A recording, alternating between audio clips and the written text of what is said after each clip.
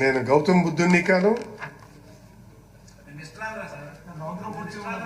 వినండి, నేను మిస్టర్ ఆంధ్రనే కావచ్చు, మిస్టర్ భరత్ కుమార్నైనా కావచ్చు, కానీ ఈవేళ మనిషికి ఎక్కడో ఒక దగ్గర రిఫార్మిక్ యాంగిల్ రావాలి.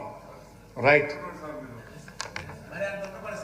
రైట్ రైట్ రైట్ కాకపోతే శ్రీరామచంద్రుడిని మంచివాడు అంటామా చెడ్డవాడు అంటామా?